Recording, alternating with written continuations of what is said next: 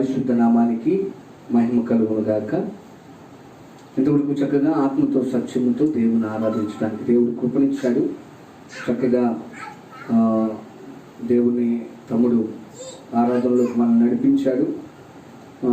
దేవుని వాక్యం సెలవిస్తుంది, ఆత్మతో సత్యముతో మనం ఆయన ఆరాధించాలని. రోమపత్రికలో కూడా ఉంది, దేవుని ఆత్మ లేనివాడు నా వాడు కాదు అని లేఖనాలు ఖచ్చితంగా మాట్లాడుతుంది. కాబట్టి మనం ఆరాధించేటప్పుడు ఆత్మతో సత్యముతో ఆరాధించాలి.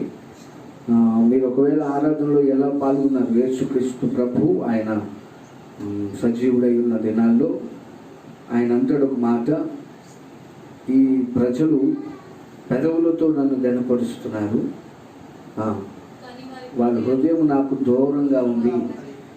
మనుషులు కల్పించే పద్ధతులు, దైవావేశములు, దైవ ఆలోచనలని మనుషులు కల్పించే పద్ధతుల ప్రకారం దేవుణ్ణి ఆరాధిస్తూ వారు నన్ను వ్యర్థంగా ఆరాధిస్తున్నారు అనే మాట బైబిల్లో మనకు కనపడుతుంది. ఒకసారి మాట పరీక్షించుకొని ఎలా మనం ఆరాధిస్తున్నాం అనేటువంటిది మనం పరీక్షించుకోవాల్సింది. చక్కగా తమ్ముడు ఆరాధనలో నడిపించాడు. ఆరాధనలో పాల్గొని మీ అందరికి వందనాలు. సమయంలో ఆలస్యం చేయక, సమయం ఇప్పటికే కాలాతీతమైంది. 7 గంటల నుంచి 8 గంటల 30 నిమిషాలకు అని మేము అనుకున్నాం. ఇప్పటికే 8:30 అయిపోయింది, 8:24 నిమిషాలు అయింది. అయినా కొద్ది నిమిషాలు దేవుని వాక్యాన్ని మనం ధ్యానం చేద్దాం.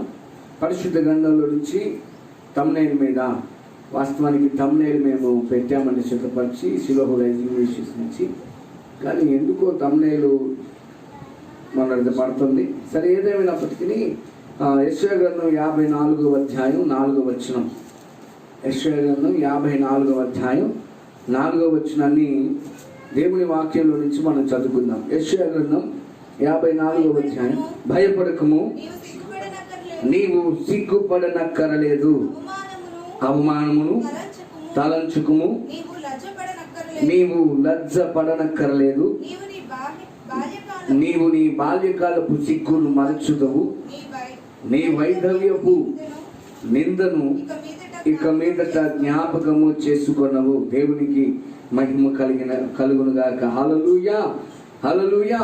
ప్రభునందు ప్రియ దేవుని ప్రియులారా, చదవబడినటువంటి వాక్య భాగాన్ని మనం ఒకసారి జ్ఞాపకం చేసుకున్నట్లయితే, దేవుడు ఇక్కడ మాట్లాడుతున్న మాట ఏంటంటే, భయపడవద్దు, ఇక నీవు సిగ్గుపడనక్కరలేదు. ఈరోజు నా అంశం అండి, ఇక నీవు సిగ్గుపడని అవసరం లేదు, సిగ్గుపడనక్కరలేదు. సిగ్గుపడాల్సిన అవసరం లేదు. భయపడవద్దు, నీవు సిగ్గుపడనక్కరలేదు. ఇక్కడ ఉంటుంది, అవమానమును తలంచుకము, నీవు లజ్జపడనక్కరలేదు, లజ్జపడనక్కరలేదు. చాలా మంది సిగ్గు లజ్జ అంటారు. ఏమంటారండి? సిగ్గు లజ్జ ఉందా నీకు అంటుంటారు. అయితే మనం సిగ్గుపడవలసిన పరిస్థితి, అసలు సిగ్గు అంటే ఏంటండి? సిగ్గు ఏమండి? సిగ్గు అంటే ఇంగ్లీష్లో షేమ్ అంటారు. సిగ్గు అంటే అవమానం. అవమానం మనుషులు ఎదుటకు రాకుండా తల దాచుకోవటం, లేదంటే తల దించుకోవటం, లేదంటే తలెత్తుకోలేని పరిస్థితి, ఇలా రకరకాల అర్థాలు. మన తెలుగు భాషలో పర్యాయ పదాలు, నానార్థాలు ఉన్నాయి. కాబట్టి ఒక పదానికి సందర్భానుసారంగా కొన్ని పదాలు. కొన్నిసార్లు అవమానం కొంతమందిని తలెత్తుకోలేకుండా చేస్తుంది, సిగ్గు తలెత్తనీయకుండా చేస్తుంది. కొంతమందికి సిగ్గు మనుషులకు కనపడకుండా దాచేస్తుంది. మనుషులకు కనపడరు. వాళ్ళు సిగ్గుపడ్డారంటే, అవమానం కలిగిందంటే ఇక మనుషుల ముందుకు రాలేరు, చేసిన తప్పును బట్టి, చేసిన దాన్ని బట్టి. అయితే దేవుని ప్రేర, అసలు సిగ్గుపడనక్కర్లేదు అని దేవుడు పడుతున్నాడు. సిగ్గుపడటానికి, సిగ్గుపడాల్సిన పరిస్థితికి గల కారణాలు పరిశుద్ధ గ్రంథంలోంచి క్లుప్తంగా కొన్ని మాటలు ధ్యానం చేద్దాం. క్లుప్తంగా సమయాన్ని కూడా బట్టి, సమయం లేదు కాబట్టి క్లుప్తంగా నేను మీకు చెప్పడానికి ఇష్టపడతాను. ఆదికాండము, పరిశుద్ధ గ్రంథంలో నుంచి ఆదికాండము 2వ అధ్యాయంలో మనం చూసినట్లయితే, దేవుడు ఆది యందు భూమి ఆకాశమును సృజించాడు. 5 దినాల్లో సృష్టిని చేసి 6వ దినాన్న నేలమంటిని తీసి నరుడిగా చేసి వాని నాసికారంధ్రంలో జీవవాయువు వదగా నరుడు జీవాత్మ ఆయను అని రాయబడి ఉంది. 2వ అధ్యాయంలో చూస్తే ఆదామును దేవుడు ఎలా చేశాడో వివరణ ఇచ్చాడు. అయితే ఇప్పుడు దేవుని పిల్లరా, ఇక్కడ ఆదాము గారిని దేవుడు ఏం చేశాడంటే ఏదెను తోటలో 8వ వచనం, దేవుడైన యెహోవా తూర్పున ఏదెనులో ఒక తోట వేసి తాను నిర్మించిన నరుని దానిలో ఉంచాడు. మరియు దేవుడైన యెహోవా చూపునకు రమ్యమైనది ఆహారమునకు మంచిదైన ప్రతి వృక్షమును ఆ తోట మధ్యను జీవ వృక్షమును మంచి చెడు తెలుగునిచ్చు వృక్షములను నేల నుండి మొలిపించెను.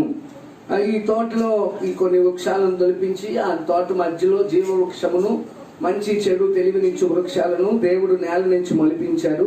ఈ తోటను సేద్యపరచడానికి ఆదాము గారిని ఉంచాడు.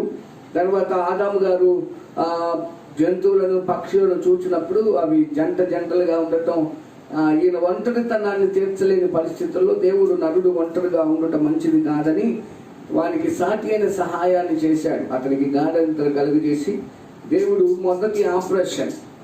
మొట్టమొదటి ఆపరేషన్ దేవుడు చేశాడు. చేసి పక్కటెముకను తీసి ఆ స్థలాన్ని మాంసంతో పూడ్చివేసి స్త్రీనిగా ఆదాము ముందుకు తీసుకొని వచ్చారు. వారిరువురు ఏక శరీరం అనబడ్డారు. వారిరువురు ఒకటిగా మార్చబడ్డారు. వారిరువురు భార్య భర్తలుగా ఒక కుటుంబముగా కట్టబడ్డారు అక్కడ. అయితే ఈ మాటలు మనందరికీ సుపరిచితమే. అయితే వినండి, ఈ ఇరువురిని ఏకమైన తర్వాత దేవుడు ఆ ఏదెను తోటలో ఉంచినప్పుడు వీరికి ఒక ఆజ్ఞ ఇస్తాడు. ఏంటి ఆజ్ఞ అంటే 11వ వచనం, 16వ వచనం, మరియు దేవుడైన యెహోవా ఈ తోటలో ఉన్న ప్రతి వృక్షమును మీరు నిరభ్యంతరంగా తినండి.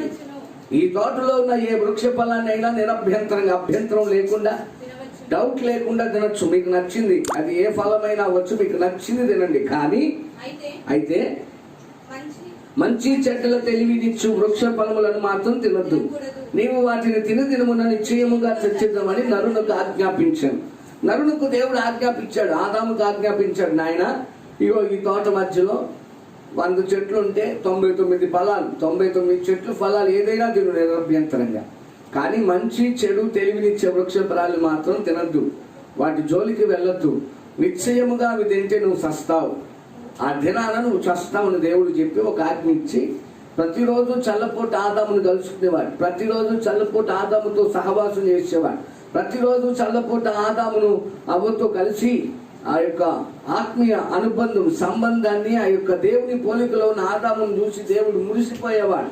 దేవుని మహిమతో నింపబడిన ఆదాము కూడా దేవునితో సహవాసం కలిగి ఉండేవాడు. కానీ ఒక రోజున అపవాది అయినటువంటి సాతాను సర్పము యుక్తి చేత వారిని మోసగుచ్చి దేవుడు ఏదైతే చెయ్యొద్దన్నాడో చెయ్యొద్దు అన్నటువంటి ఆ పండు తినేలా చేసింది. ఎప్పుడైతే ఆ పండు తినేలా చేసిందో వారు ఆ పండు తిన్న తర్వాత వారి కన్నులు తెరవబడ్డాయి. బైబిల్లో 2:25 వచనం, 2వ అధ్యాయం 25వ వచనంలో వారు సిగ్గు ఎరగక ఉండిరి అనే మాట అక్కడ రాయబడి ఉంది. అయితే వారు సిగ్గు ఎరగక ఉండిరి. పై వచనం, అప్పుడు ఆదామును అతని భార్యను వారిద్దరూ దిగంబరులుగా ఉండిరి. అయితే వారు సిగ్గు ఎరగక ఉన్నారు. ఏదైనా తోటలో దేవుడితో సంచరిస్తున్నప్పుడు, సహవాసం చేస్తున్నప్పుడు, ఆజ్ఞను అతిక్రమించకుండానప్పుడు, దేవుని మాట విన్నప్పుడు, దేవుని చిత్తం చేసినప్పుడు, దేవుని మాటకు లోబడి జీవించినప్పుడు, విధేయత కలిగి ఉన్నప్పుడు, వారిరువురు సహవాసం దేవునితో ఉన్నప్పుడు వారు దిగంబరులుగా ఉన్నారు. దిగంబరులుగా ఉన్నప్పటికీ వారికి సిగ్గు ఎరగకున్నారు. కారణం ఏంటంటే వారు దిగంబరులే, కానీ మహిమ వస్త్రం వారికి కప్పబడింది. అయితే 3వ అధ్యాయంలోకి అపవాది చేత మోసగింపబడి ఆ యొక్క దేవుడు తినవద్దనటువంటి పండు తినటానికి ఆమె కన్నులు ఎప్పుడైతే దాన్ని ఆశించాయో అది చూపుకు రమ్యమైనది, తినటానికి రుచికరంగా అనిపించి ఆ పండ్లలో ఒక పండును, మంచి చెడు తెలివినిచ్చు వృక్ష ఫలంలో ఒక ఫలాన్ని తీసి తిని అయ్యగారికి ఇచ్చింది. ఎప్పుడైతే అయ్యగారు ఇచ్చారో వెంటనే అయ్యగారు కూడా ఏం చేశాడు, తిన్నాడు. తిన్న వెంటనే వారి కన్నులు తెరవబడ్డాయి అనే మాట రాయబడింది. చదవండి ఆ మాట, 7వ వచనం. అప్పుడు వారిద్దరి కన్నులు తెరవబడెను, వారు దిగంబరులను తెలుసుకొని అంజూరపు ఆకులు పుట్టి తమకు కచ్చడములు చేసుకునేది. ఈ మాట అండి, ఇంతకు ముందు కూడా దిగంబరులే. దేవుడు చేయొద్దన్నటువంటి, తినద్దన్నటువంటి పండు తిన్న తర్వాత కన్నులు తెరవబడ్డాయి. అంతవరకు వాడు కన్నులు మూసుకుపోయి ఉన్నాయంటారా? కొంతమంది అంటారు కామంతో వాడు కన్నులు మూసుకుపోయినాయి అంటుంటారు. వాడు కామంతో కన్నులు మూసుకోవటం అంటే కళ్ళు మూసుకుపోవటం కాదండి. వాడికి కామం తప్ప ఇంకేం కనపడదు. వాడికి ఆడవాళ్ళని స్త్రీలను చూసామంటే వాడి కళ్ళకి కామమే కనపడుతుంది. అందుకని వాడి కళ్ళు కామంతో కళ్ళు మూసిపోయినాయి అంట. ఇప్పుడు వీళ్ళ కళ్ళు ముయ్యబడి ఉన్నాయి, దిగంబరులే కానీ వారి కళ్ళు ఏమన్నాయి, వారి శరీరాలు వారి దశములను చూసుకోవటానికి లేకుండా వారి కన్నులు కప్పబడి ఉన్నాయి. అయితే ఎప్పుడైతే దేవుడు తినవద్దన్న పండు తిన్న తర్వాత వారి కన్నులు తెరవబడ్డాయి. అంటే అప్పటి వరకు ఆత్మీయ నేత్రాలు ఉన్నాయి, అప్పటి వరకు పర సంబంధమైన ఆలోచనలు ఉన్నాయి, అప్పటి వరకు దేవునితో సంబంధమైనటువంటి తలంపులు, దేవుని ఆలోచనలు, దేవుని పోలికను గుర్చినటువంటి ఆలోచనలతో నింపబడి ఉన్నటువంటి కళ్ళు, తలంపులు, మనసు, హృదయం దేవుడు తినవద్దన్నటువంటి పండు తిన్న తర్వాత అవి చెడిపోయి ఎప్పుడైతే ఆత్మీయ కన్నులు ఈ శరీరపరమైన కన్నులు తెరవబడ్డాయో ఆత్మపరమైనటువంటి కన్నులు ముయ్యబడ్డాయి. అందుకనే వారు దేవుణ్ణి చూడటానికి వారు దాగుకున్నట్లుగా బైబిల్లో రాయబడవచ్చు. ప్రియ దేవుని ప్రేమ దిగంబరులు మొదట్లో వారు సిగ్గు ఎరగకున్నారు 25వ వచనంలో. కానీ ఎప్పుడైతే పండు తిన్నారో వారు దిగంబరులని చూసుకొని తెలుసుకొని వారి దిశములు చూసుకొని వారి అవయవాలను చూసుకొని సిగ్గుపడి అంజూర పాకులు తీసుకొని కచ్చడాలు చేసుకున్నారు. కారణం ఏంటి? సిగ్గు. ఆజ్ఞను అతిక్రమించారు, దిగంబరులను తెలుసుకున్నారు. ఈ రోజున నీ సిగ్గుకు కారణం ఏంటంటే ఆత్మీయ దిగంబరత్వమేమో, దేవుని మాటను అవిధేయత చూపించటమేమో, దేవుని ఆజ్ఞను అతిక్రమించటమేమో. నా ప్రియ సహోదరుడా, నీ సిగ్గుకు కారణం ఏంటి? నువ్వు సిగ్గుపడాల్సినటువంటి పరిస్థితికి కారణం ఏంటి? సంఘంలో ఒకప్పుడు బాగా ఎదిగిన నీవు, ఒకప్పుడు బాగా పాటలు పాడిన నీవు, ఒకప్పుడు ఉన్నత స్థితిలో ఉన్న నీవు ఈ రోజున జారిపోయి ఒక సంఘంలో ఒక స్తంభముగా ఉండాల్సిన నీవు వెనుకకు మళ్ళీ సిగ్గుపడినటువంటి పరిస్థితి.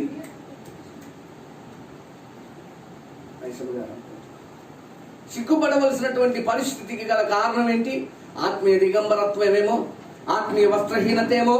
దేనిని బట్టి సిగ్గుపడుతున్నావు? దేనిని బట్టి సిగ్గుపడాల్సిన పరిస్థితి నీకు ఎదురయ్యింది. దేవుడి ప్రియులారా, పరిశుద్ధాత్ముడు నీతో మాట్లాడుతుండగా ఆజ్ఞ అతిక్రమించినప్పుడు వారు దిగంబరులని, వారి కన్నులు తెరవబడ్డే వారు దిగంబరులని తెలుసుకొని అంజూర పాకులు తీసుకొని వచ్చి కచ్చడాలు చేసుకున్నారు. తర్వాత క్రమక్రమేణా దేవుడు వచ్చి ఆదామా నీవు ఎక్కడని అడిగినప్పుడు అయ్యారు అంటున్నాడు, అయ్యా నీ స్వరమును విన్నప్పుడు దాక్కున్న కారణం ఏంటంటే భయపడ్డాడు. దేవుడు ఏమంటున్నాడు? భయపడవద్దు, సిగ్గుపడవద్దు. యెషయా 54:4 అధ్యాయంలో మనం చూసాం కదా, భయపడకము, సిగ్గుపడనక్కర్లేదు. నీవు సిగ్గుపడనక్కర్లేదు. సిగ్గుపడనక్కర్లేని వ్యక్తులుగా మనం మార్చబడాలంటే దేవుని ఆజ్ఞకు లోబడాలి, దేవుని ఆజ్ఞలను అతిక్రమించకూడదు, దేవునికి విధేయత కలిగి జీవించాలి. ఆదాము గారు దేవుని ఆజ్ఞను అతిక్రమించారు, దేవుని మాటకు విధేయత చూపించలేదు, దేవుని మాట విషయంలో తప్పిపోయాడు. ఆత్మీయ దిగంబరం కలిగి, వస్త్రహీనత కలిగి, శరీరపరమైనటువంటి దిగంబరత్వాన్ని అతను అనుభవిస్తున్న విధానం. దేవుడి ప్రియులారా, నిజంగా దేనిని బట్టి నీవు సిగ్గుపడుతున్నావు? నీ సిగ్గుకు గల కారణం ఏంటి? నీ అవమానములకు గల కారణం ఏంటి? మొదటిగా దేవుని ఆజ్ఞను అతిక్రమిస్తే సిగ్గుపడాల్సిన పరిస్థితి నీ కళ్ళ ముందు ఉంటుంది. దేవుని వాక్యాన్ని అనుసరించక నడుచుకుంటే, దేవుని వాక్యానికి వ్యతిరేకంగా నీవు ప్రవర్తిస్తే అవమానమే నీకెదురవుతుంది, సిగ్గుపడాల్సిన పరిస్థితి నీకెదురవుతుంది. దేవుని చిత్తానికి వ్యతిరేకంగా మాట్లాడుతూ, దేవుని చిత్తానికి వ్యతిరేకంగా ప్రవర్తిస్తూ నీ ఆత్మీయ యాత్రను కొనసాగిస్తే, నా ప్రియ సహోదరుడా, నా ప్రియ సహోదరి, పరిశుద్ధాత్మ దేవుడు ఈరోజు నీతో మాట్లాడుతుండగా సిగ్గుపడాల్సిన పరిస్థితికి కారణం నువ్వే తెచ్చుకుంటున్నావేమో. ఆదాము చేతులా తెచ్చుకున్నాడు దేవుని మాట వినక. రెండవ మాటలోనికి వెళ్తాను. 2వ సమూయేలు గ్రంథం 19వ అధ్యాయం 2వ వచనం. 2వ సమూయేలు గ్రంథం 19వ అధ్యాయం 2వ వచనం. 2వ సమూయేలు 19:2. యుద్ధమందు సిగ్గుతో వారు పారిపోయిన జనుల వలె వారు నాడు దొంగ నడకలతో వచ్చి పట్టణములో ప్రవేశించిరి. ఇలా రెండవ రకమైనటువంటి సిగ్గు కనపడుతుంది. యుద్ధమందు సిగ్గుతో పారిపోయిన జనులంట. ఏంటంట? పారిపోవటం. పారిపోవటానికి గల కారణం ఏంటండి? ఒక వ్యక్తి యుద్ధంలో పాల్గొన్నప్పుడు శత్రువు ముందు నిలబడి, కీర్తన గ్రంథం 78వ అధ్యాయంలో ఒక మాట ఉంటుంది, వారు యుద్ధ సన్నద్ధులై యుద్ధ సమయంలో వారు వెనుకకు తిరిగి గల కారణం ఏంటి? వెనుకకు తిరగటం అంటే పారిపోవటం. పారిపోవటం అంటే వెనుకకు చూపించటం. వెన్ను చూపించిన ప్రతి వాడు పారిపోతున్నాడు, వాడు అపజయానికి అర్హుడు అనే మాట బైబిల్లో మనం చూడొచ్చు. దేవుని ప్రియులారా, పరిశుద్ధాత్ముడు నీతో మాట్లాడుతుండగా యుద్ధమందు సిగ్గుతో పారిపోయిన జనుల వలె నీవున్నావేమో. యుద్ధంలో వెళ్ళారు, సిగ్గుతో పారిపోవాల్సిన పరిస్థితి గల కారణం ఏంటంటే శత్రువును జయించలేకపోవటం, శత్రువు ముందు నిలబడలేకపోవటం. బైబిల్లో రాయబడి ఉంది, యాకోబు పత్రిక 4వ అధ్యాయంలో 7వ వచనంలో చదవండి. దేవునికి లోబడి ఉండి అపవాదిని ఎదురించుడి, అప్పుడు వారు నీ యొద్ద నుంచి. అపవాది పారిపోవాలి, శత్రువు పారిపోవాలి, చెడు వ్యసనాలు పారిపోవాలి, చెడు తలంపులు, చెడు ఆలోచనలు నీ నుండి దూరం అవ్వాలి. కానీ వాటికి భయపడి, వాటికి లోబడి, వాటిని జయించలేక నీవే పారిపోయే దశలోనికి, సిగ్గుపడి అవమానపడేటువంటి స్థితిలోనికి వస్తున్నావేమో. ఒకరోజు ఒక యుద్ధంలో ఒక సైనికులందరితో కలిసి యుద్ధానికి సిద్ధపడి వెళ్ళాడు. యుద్ధానికి సిద్ధపడి వెళ్ళి శత్రు సైన్యమును, శత్రువు యొక్క బలమును, శత్రు సమూహమును, శత్రువు యొక్క ఆయుధాలను, రథాలను, అక్కడ ఉన్నటువంటి పరిస్థితిని చూచి, అమ్మో ఈ యుద్ధం నేను చేయలేను, నా వల్ల కాదని పరిగెత్తుకుంటూ వెనక్కి తిరిగి పారిపోయి చివరికి రాజ్యంలో ఒక భాగానికి వచ్చినప్పుడు ఒక ఆయన అడుగుతున్నాడు రాజు, ఒరే ఎవర్రా నువ్వు, ఎక్కడి నుంచి వస్తున్నావంటే, అయ్యా యుద్ధానికి వెళ్ళాను, శత్రువు బలాన్ని చూసి అతన్ని జయించలేక నా వల్ల కాక వెను తిరిగి వచ్చానయ్యా, మీ పేరేంటంటే అలెగ్జాండర్ అన్నాడంట. అడుగుతున్న వ్యక్తి పేరు కూడా అలెగ్జాండరే. గ్రీకు సామ్రాజ్యమును పరిపాలించినటువంటి చక్రవర్తి, గ్రీకు సామ్రాజ్య చక్రవర్తి, ఒక నిరంకుశటువంటి పరిపాలన, ఒక ప్రపంచం అంతటి మీద ఆధిపత్యాన్ని సాధించినటువంటి గ్రీకు సామ్రాజ్యాధిపతి అలెగ్జాండర్ సైనికులు ఒకడు వెన్ను చూపి పారిపోతుంటే ఆ రాజు అలెగ్జాండర్ అన్నాడు, ఒరే నీ పేరైనా మార్చుకో, లేదంటే నీ బ్రతుకైనా మార్చుకో. అలెగ్జాండర్ ని పేరు పెట్టుకొని ప్రపంచాన్ని ఆధిపత్యం చేస్తున్నటువంటి నా పేరు పెట్టుకొని, చక్రవర్తిగా ప్రపంచాన్ని ఒలికిస్తూ ప్రపంచాన్ని పాలిస్తున్నటువంటి నా పేరు పెట్టుకొని కూడా నువ్వు వెను తిరిగి పారిపోయే ఆ పరిస్థితి నీకు అవసరం అయితే నీ పేరు మార్చుకో, నీ బ్రతుకన్నా మార్చుకో. యుద్ధంలో ఓడిపోయి పారిపోయి వెను తిరిగి అపవాదిని జయించలేక, వ్యసనాన్ని జయించలేక, ఆ యొక్క వ్యసనాలకు లోబడి నువ్వు బ్రతుకుతుంటే యుద్ధములో సిగ్గుతో పారిపోయిన జనుల వలె సిగ్గుపడాల్సిన పరిస్థితి. దేవుని వాక్యం ఉంది, దేవునికి నీవు లోబడినప్పుడు అపవాదిని ఎదిరించగలుగుతావు. అపవాదిని ఎప్పుడైతే ఎదిరిస్తావో వాడు నీ యొద్ద నుంచి పారిపోతాడు, కానీ వాడి యొద్ద నుంచి పారిపోయే స్థితిలో సిగ్గుపడాల్సినటువంటి పరిస్థితిలో నీవు ఉన్నావేమో. యుద్ధమందు సిగ్గుతో పారిపోయిన జనులు అన్నాడు ఇక్కడ భక్తుడు. ఎవరి యుద్ధమందు సిగ్గుతో పారిపోయినది. వాడు దొంగ నడకలతో ప్రవేశించాలి పట్టణంలో, దొంగోడుగా రావాలి, ఎవడు చూడకుండా రావాలి. గెలిస్తే నేను కూడా యుద్ధంలో ఉన్నానని చెప్పుకుంటాడు, కానీ యుద్ధంలో ఓడిపోతే కనుక దొంగ మొహం ఒకటి వేసుకొని ముఖాన్ని దాచుకొని సిగ్గుతో, యుద్ధమందు సిగ్గుతో పారిపోయిన జనుల వలె. ఎలా పోల్చారండి? ఈరోజు నీ పరిస్థితి ఎలా ఉంది? దేవుని వాక్యం శ్రమిస్తుంది. యోబు గ్రంథం 7వ అధ్యాయం 1వ వచనంలో, దయచేసి చదవండి. యోబు గ్రంథం 7వ అధ్యాయం 1వ వచనం. యోబు గ్రంథం 7వ అధ్యాయం 1వ వచనం.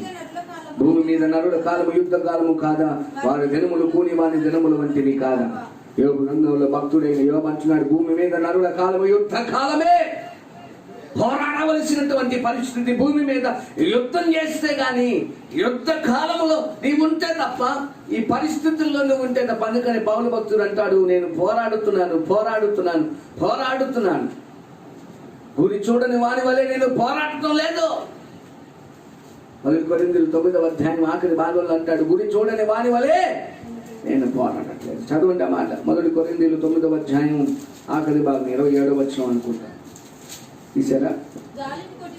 గాలిని కొట్టినట్టు నేను పోరాడట్లేదు, కానీ పై వచనం, కాబట్టి నేను గురి చూడని వాని వలె పరిగెత్తువాడను కాను, గాలిని కొట్టినట్టు నేను పోట్లాడటలేదు, కానీ ఒకవేళ ఇతరులకు ప్రకటించిన తర్వాత నేనే చూడనైపోతునేమోనని నా శరీరమును నలగగొట్టుకుని దాన్ని లోపరుచుకుంటున్నాను. పోరాడే విషయంలో, దేవుని పోరాటంలో, ఈ ముందున్న మన పోరాటంలో, మన ఆత్మీయ పోరాటంలో గురి చూడని వాని వలె పోరాడటానికి వీలు లేదు. గాలిని కొట్టినట్లు పోరాడటానికి వీలు లేదు. గాలిని కొట్టినట్లుగా పోట్లాడేటువంటి పరిస్థితుల్లో ఉంటే నువ్వు సిగ్గుపడాల్సిన పరిస్థితి వస్తుంది. గురి చూడని వాని వలె పోరాటం లేదు. కానీ ఇదిగో ఒకవేళ ఇతరులకు బోధించిన తర్వాత, ఒకవేళ నేనే చూడనైపోతానేమోనని తన శరీరంను తాను నలగగొట్టుకుంటూ లోపరుచుకుంటున్నానని సెలవిచ్చినటువంటి పౌలు భక్తుడు తన పోరాటాన్ని తుదముట్టించాడు అని చెప్పటంలో ఏమాత్రం సంశయము లేదు. 2 తిమోతి రాసిన పత్రికలు ఆయన అంటాడు, నా పరుగు కడముట్టించుకుని నా విశ్వాసం కాపాడుకొంచుని నా కొరకు నీతి కిరీటము ఉంచబడింది. దేవునికి మహిమ కలుగునుగాక. ఈ యుద్ధ రంగంలో శత్రువుడు జయించలేక యుద్ధశూరుడండి మన దేవుడు.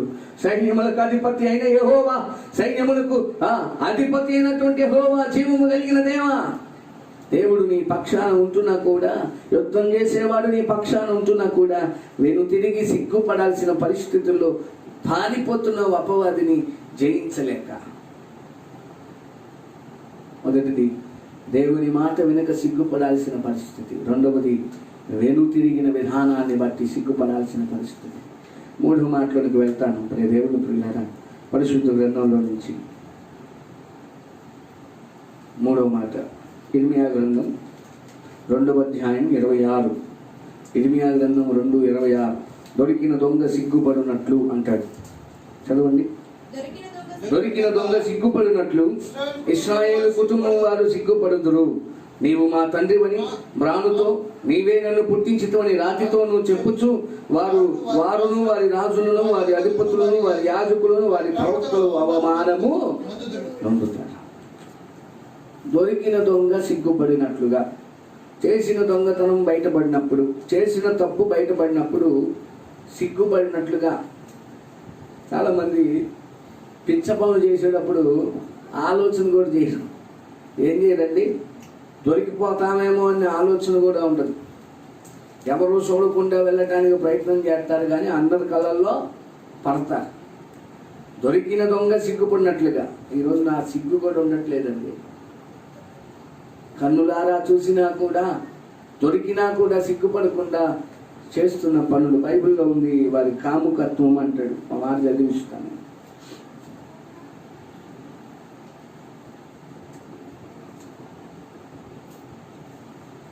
సరే, దేవునికి స్తోత్రం. హల్లెలూయా.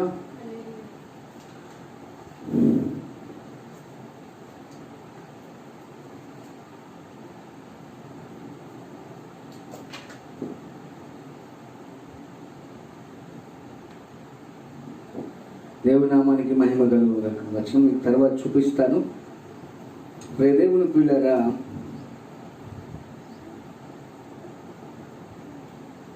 దేవుని మాట వెనుక సిగ్గుపడాల్సిన పరిస్థితి. 2, ఆత్మీయ జీవితంలో యుద్ధరంగంలో వెనుకకు తిరిగినప్పుడు సిగ్గుపడతాం. 3వది, దొరికిన దొంగ పట్టుబడినప్పుడు తప్పు ఏమంటారు, పట్టుబడినప్పుడు. దొరికిన దొంగ సిగ్గుపడినట్లు అంటే ఏంటి? దాని అర్థం మన తప్పు బయటపడినప్పుడు. బైబిల్లో ఉంది, సంఖ్యాకాండం 32వ అధ్యాయంలో అనుకుంటా, నీ పాపమే నిన్ను పట్టుకొనును.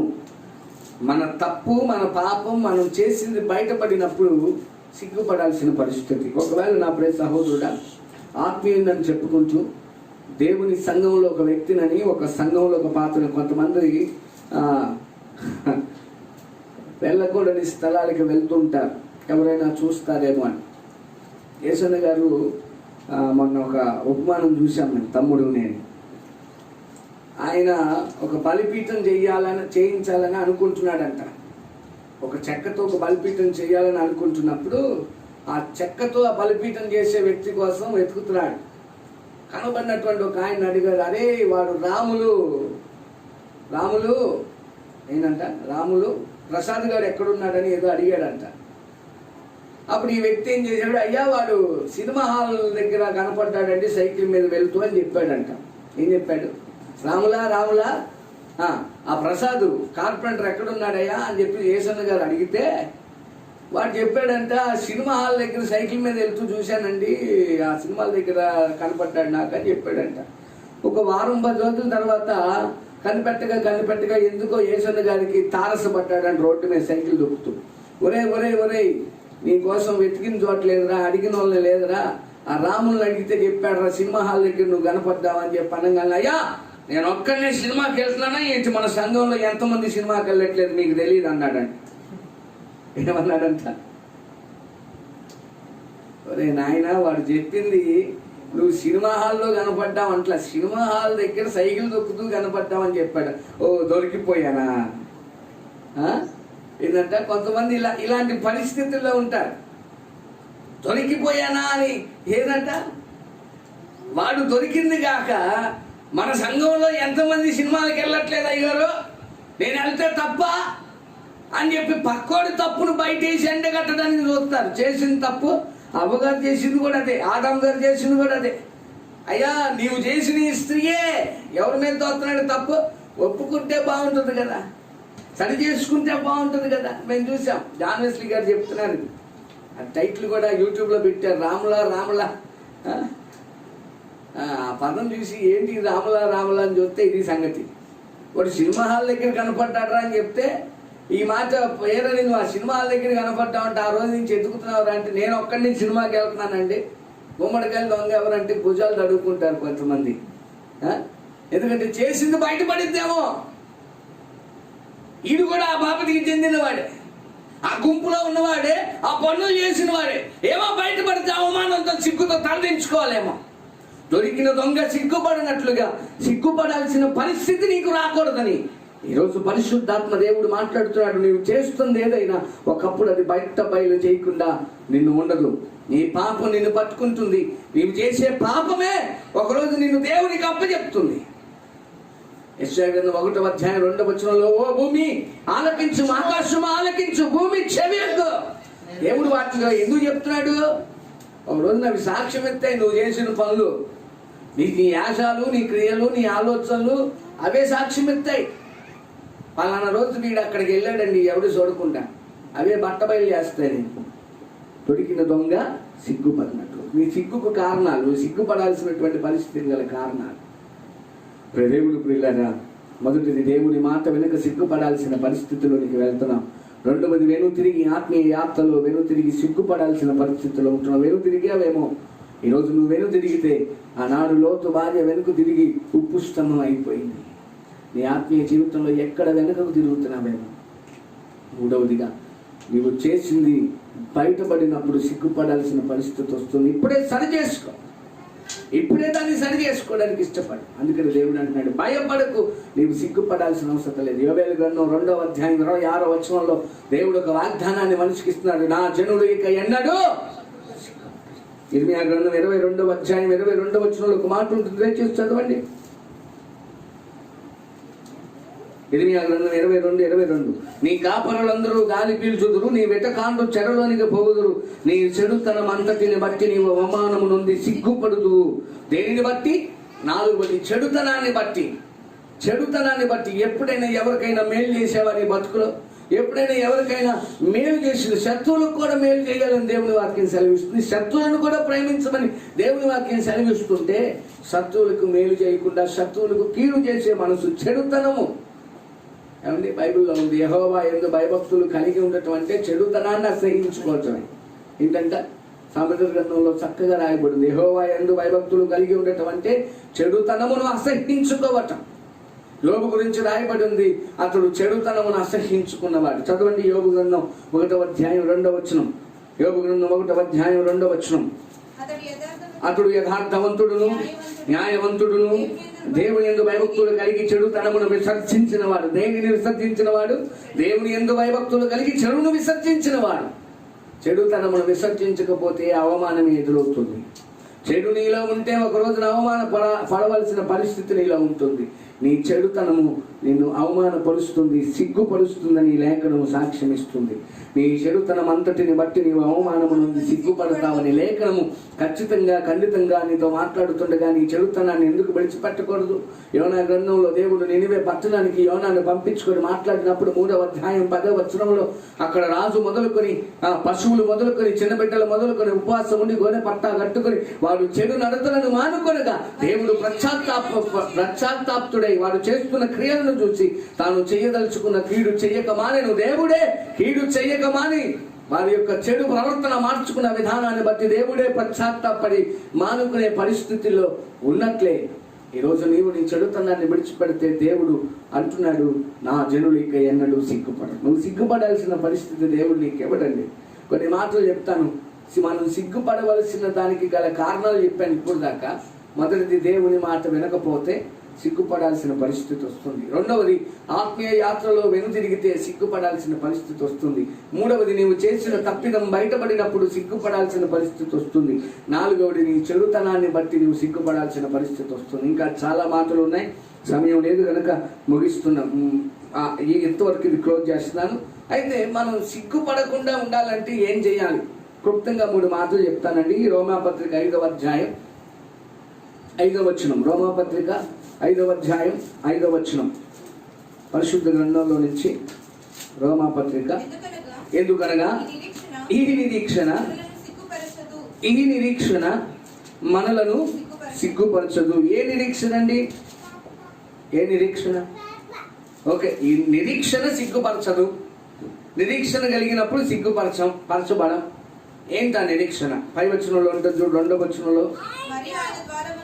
మరియు ఆయన ద్వారా మనం విశ్వాసం వలన కృపయందనే ప్రవేశము గలవారమై అందులో నిలిచి ఉండి దేవుని మహిమ కూర్చున్న నిరీక్షణను బట్టి అతిశయించుచున్నాం. ఇక్కడ 2 రకాల నిరీక్షణలు ఉన్నాయి. మొదటిది, దేవుని కృప చేత విశ్వాసం వలన దేవుని మహిమను కూర్చున్న నిరీక్షణలో మనం ప్రవేశిస్తాం. దేవుని ద్వారా విశ్వాసం వలన కృపయందు ప్రవేశము గలవారమే అందులో నిలిచి ఉండి దేవుని మహిమను గూర్చిన నిరీక్షణను బట్టి అతిశయిస్తున్నాం. రెండవది, అంతేకాదు శ్రమ ఓర్పు పరీక్ష నిరీక్షణ కలుగుజేయనని ఎరిగి శ్రమలేని అతిశయపడతాము. మనకు అనుగ్రహింపబడినటువంటి పరిశుద్ధాత్మ ద్వారా దేవుని ప్రేమ మన హృదయములలో కుమ్మరించబడి ఉన్నది కనుక ఈ నిరీక్షణ మనలను సిగ్గుపరచు. దేవునికి మహిమ కలుగును గాక. శ్రమ ద్వారా ఓర్పు ద్వారా పరీక్ష ద్వారా నిరీక్షణ. ఈ 3 అనుభవాల గుండా మనం వెళ్ళినప్పుడు ఆ శ్రమలో, ఓర్పులో, పరీక్షలో నిలిచినప్పుడు మనకు కలిగిన నిరీక్షణ సిగ్గుపరిచిన దేవుని ఎదుట. రెండవది, దేవుని కృపలో దేవుని మహిమను కూర్చున్నటువంటి నిరీక్షణ సిగ్గుపరచదు మనల్ని. హల్లెలూయా. అంతేకాదు, మొదటి దశలోని పత్రిక 4వ అధ్యాయంలో కూడా మనకు ఒక నిరీక్షణ ఉంది. ఏంటది? మరణించిన వారి గురించినటువంటి దుఃఖపడాల్సిన అవసరం లేదు. మనకు ఒక నిరీక్షణ ఉంది. ఏంటంటే ప్రభుతో వాళ్ళని చూస్తాం, ప్రభుతో ఉంటామనేటువంటి నిరీక్షణ. కొన్ని నిరీక్షణలు బైబిల్లో ఉన్నాయి.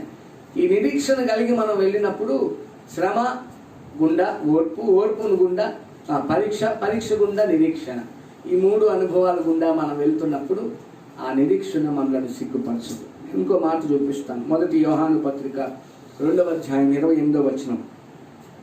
మొదటి యోహాను పత్రిక 2వ అధ్యాయం 28వ వచనం చదవాలి. మొదటి యోహాను 2:28.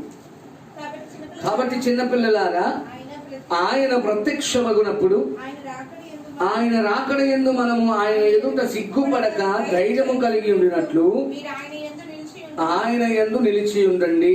కొన్ని మాటలు, చాలా మాటలు ఉన్నాయండి దేవుని వాక్యంలో. సిగ్గుపడకుండా ఉండటానికి మొదటిగా నిరీక్షణ కలిగి ఉండాలి. రెండవది, దేవుని యందు నిలిచి ఉండాలి.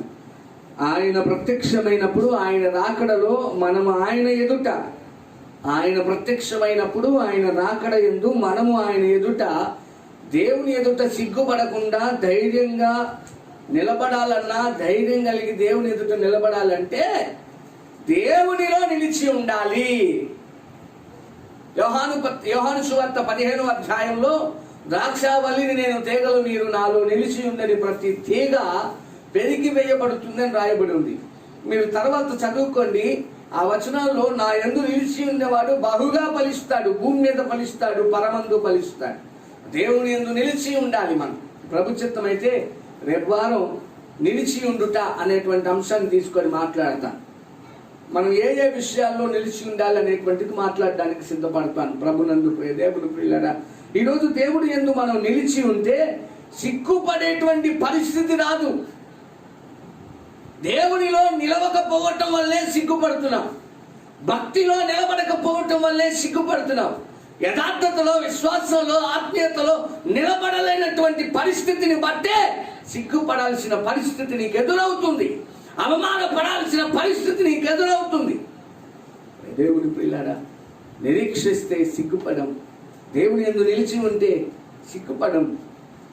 3వ మాట నేను చూపిస్తాను. 3వ మాట చదువుకొని మనం ముగించుకుందాం. రోమాపత్రిక 10:1. రోమాపత్రిక 10:11 వచనం. రోమాపత్రిక 10వ అధ్యాయం 11వ వచనం. ఏమనగా ఆయన యందు విశ్వాసముంచు వాడు ఎవడును సిగ్గుపడడని లేఖనము చెప్పుచున్నది. ఏమనగా ఆయన యందు విశ్వాసం ఉంచిన వాడు ఎవడును సిగ్గుపడడని లేఖనం చెప్తుంది.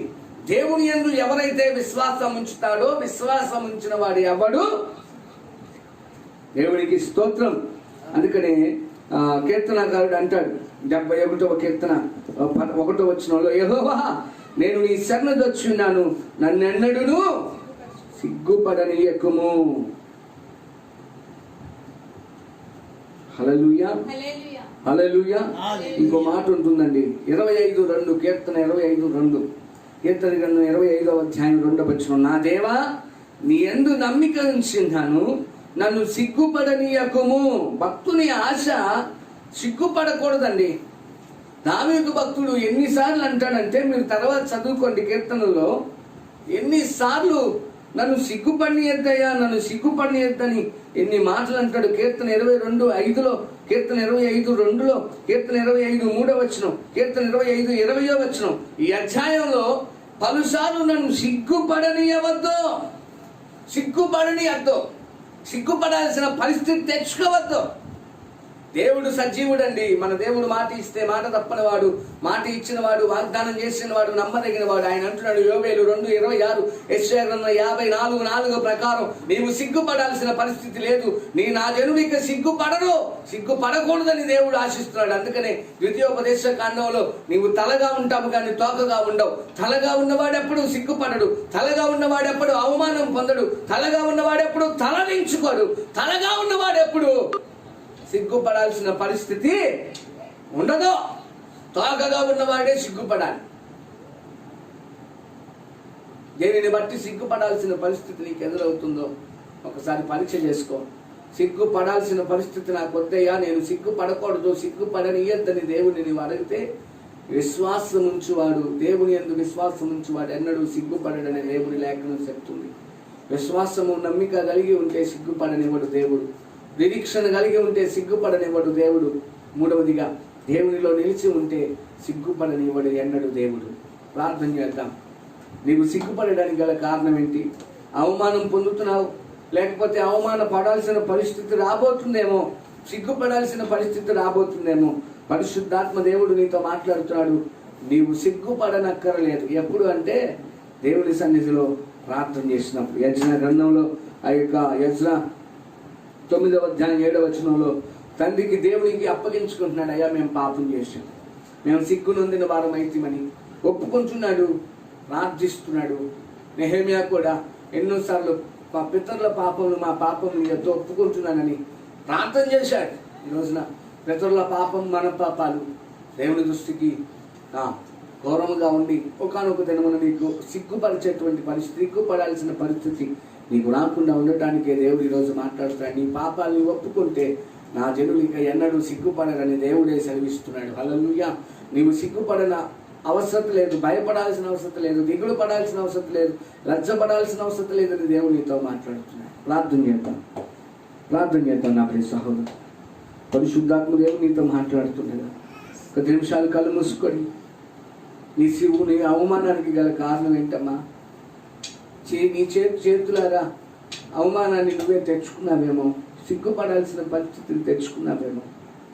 ఎన్నోసార్లు దావీదు తన ప్రార్థన జీవితంలో, అయ్యా నీ శరణు వచ్చున్నాను, నిన్ను నమ్మి ఉన్నాను, అయ్యా నీ మీద ఆనుకుంటున్నాను, నన్ను సిగ్గుపడనీయద్దు, నా శత్రువులు ఎదుట నన్ను సిగ్గుపడనీయద్దు, అయ్యా నేను సిగ్గుపడాల్సిన పరిస్థితి రానియద్దని ప్రార్థన చేస్తున్నాను. ఈ రోజున నీ నామకార్థ భక్తి అన్ని జనుల ముందు సిగ్గుపడే పరిస్థితి నీకు ఎదురవుతుంది. నువ్వు ప్రార్థన చేస్తున్నావు, ప్రతిఫలాన్ని చూడలేకపోతున్నావు. నువ్వు ఆత్మీయంగా ఎదగడానికి ప్రయత్నం చేస్తున్నావు కానీ ఎదగలేని పరిస్థితి. ఇదిగో నీ దేవుడు ఏమాయనని ఆనాడు దావీదును ప్రశ్నించిన రీతిగా అన్యులు నేను ప్రశ్నించినప్పుడు సమాధానం లేక, జవాబు లేక సిగ్గుపడాల్సిన పరిస్థితి వస్తుందేమో. ఒకసారి పరీక్ష చేసుకో. దేవునితో నీకున్న సంబంధం తెగిపోవడానికి కారణం సిగ్గుపడాల్సిన పరిస్థితి. మాట వెనుకపోవటం వల్ల ఆదాము అవ్వలు సిగ్గుపడ్డారు. దిగంబరాన్ని దిగంబరత్వంలో తెలుసుకున్నారు, దిగంబరాన్ని తెలుసుకున్నారు. ఆత్మీయ వస్త్రహీనత, మహిమ వస్త్రం పోయింది, వస్త్రహీనతలుగా దిగంబరులుగా వారు గ్రహించారు. ఈరోజు ఏ దిగంబరత్వం నిన్ను సిగ్గుపడేలా చేస్తుందో, దేవుని మాట వినకుండా, దేవుని మాట వినకపోతే సిగ్గుపడతావు తల్లి. దేవుని మాట ప్రకారంగా నువ్వు కొనసాగకపోతే సిగ్గుపడాల్సిన పరిస్థితి వస్తుంది. నీ తలంపులు, నీ ఆలోచనలు, నీ యొక్క తలంపుల ప్రకారం నువ్వు ఎప్పుడు వెళ్ళవద్దు. దేవుని మీద ఆధారపడు. దేవుడు నిన్ను సిగ్గుపడనీయడు. దేవునికి స్తోత్రం. అక్కడ అంటాడు 54వ కీర్తనలో, గొట్రాలా, సంతులేనిదానా, సిగ్గుపడాల్సిన అవసరం లేదు. నిందను అవమానమును తొలగించే దేవుడు, నీ పక్షా నుండి యుద్ధం చేసే దేవుడు, నీ పక్షా నుండి వ్యాజ్యమాడే దేవుడు, నీ పక్షాన దేవుడు ఉండగా నీకు విరోధి ఎవడో అని వాగ్దానం ఇచ్చిన దేవుడు నీతో ఉండగా ఎందుకు సిగ్గుపడాల్సిన పరిస్థితి? నీ చేతులారా నువ్వే చేసుకుంటున్నావు. దొరికిన దొంగ సిగ్గుపడినట్లుగా. ఏమండి, యుద్ధానికి వెళ్ళి వెనుతిరిగి పారిపోయిన జనులు సిగ్గుపడినట్లుగా. ఏ గుంపులోనే ఉన్నావో దేవుని దగ్గర పశ్చాత్తాపడి నీ దోషమును, నీ చెడుతను, నీ పాపమును ఒప్పుకొని దేవుని మాట వింటానని దేవుని దగ్గర మోకరిస్తే దేవుడు నీతో వాగ్దానం ఇస్తున్నాడు. నా జనులు ఇక ఎన్నడూ సిగ్గుపడరు. నీవు సిగ్గుపడాల్సిన అవసరం లేకుండా నీ తల ఎత్తి నిన్ను నడిపించడానికి నా దేవుడు సమర్థుడు. మహాపరిశుద్ధుడా, మహోన్నతుడా. ఈ మాటలు వినబడుతుండగా పరిశుద్ధాత్ముడు నాతోనే మాట్లాడుతున్నాడని ఎవరైతే చెవులెక్కి నీ మాటలు విని పశ్చాత్తాపడుతున్నారో, నీ మాటలు విని ఒప్పుకుంటున్నారో, వారు సిగ్గుపడాల్సిన పరిస్థితికి, అవమానము పొందవలసిన పరిస్థితికి గల కారణం ఈ మాట వినకపోవటమేనేమో, వారి చెడుతనమేమో, అయ్యా దొంగ దొరికినట్లుగా చేసిన తప్పిదము బయటపడి సిగ్గుపడుతున్నారేమో. ఇదిగో యుద్ధమందు వెనుదిరిగినటువంటి సైనికుడు పారిపోయిన విధానంలో సిగ్గుపడినట్లుగా సిగ్గుపడాల్సిన పరిస్థితి వ్యసనాలకు లోనే అపవాదిని ఎదిరించలేక అపవాదికి లోబడి వాడి నుండి పారిపోయి సిగ్గుపడాల్సిన పరిస్థితి వస్తుందేమో.